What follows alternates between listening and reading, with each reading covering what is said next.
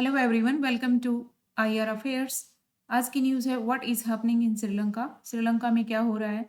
जो हमारा पड़ोसी देश श्रीलंका है उसकी स्थिति क्या है अभी? श्रीलंका है ये इंडियन ओशियन में एक पर्ल की तरह है। ये इंडिया है, इंडिया के नीचे एक मोती की तरह दिखाई देता है। और आज की न्यूज़ है कि जो आप ये फ़ोटो देख रहे हैं यहाँ पर वाटर कैनन से जो टीचर्स थे एंड प्रिंसिपल्स हैं उनके ऊपर बौछार की गई थी कि ये सैलरी से रिलेटेड इश्यूज़ था, सैलरीज़ कट्स किए गए हैं।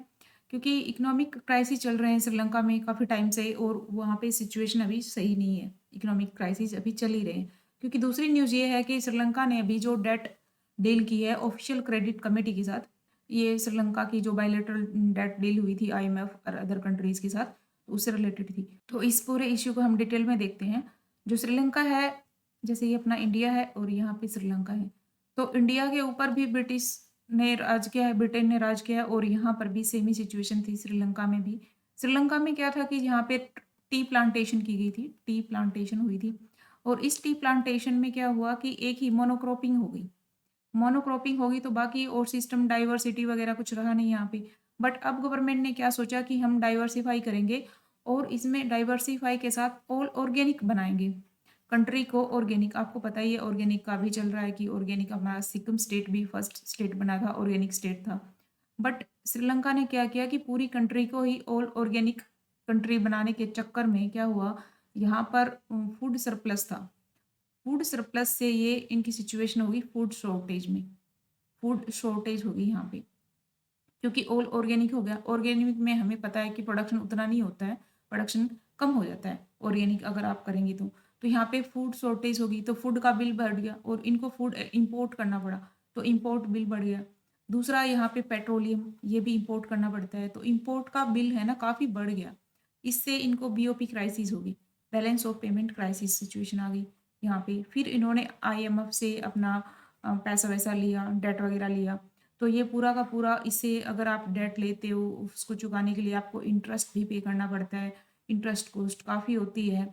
इससे रिलेटिव फिट क्या होगा, आपको कट्स करने पड़ेंगे और आपको टैक्स इंक्रीज करना पड़ेगा। यहाँ पे सैलरी टैक्स, सैलरी वगैरह होती है ये कट करनी पड़ती हैं।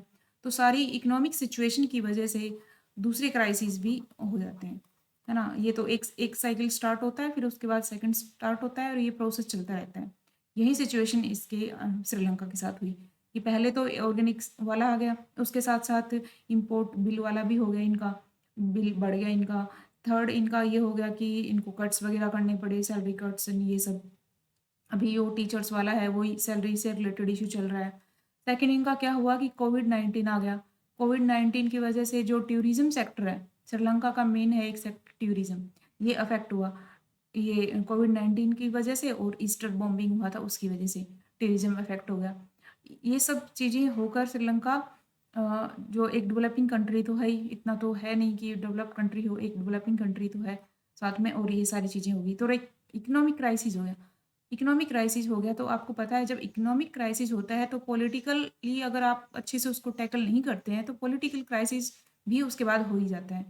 क्योंकि पैसे से ही सारी इकोनॉमी चलती है और पैसे से ही आप सबको एक साथ रख सकते हैं, स्टेबिलिटी रख सकते हैं।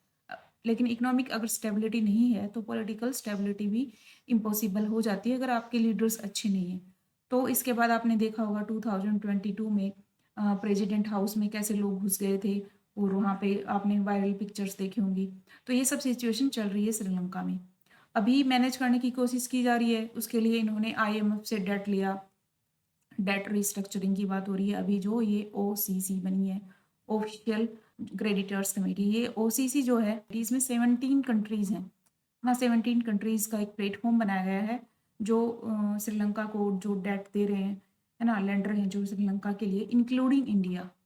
इसमें इंडिया है, ये याद रखना है, इंडिया है, जापान है, ऐसी 17 कंट्रीज हैं।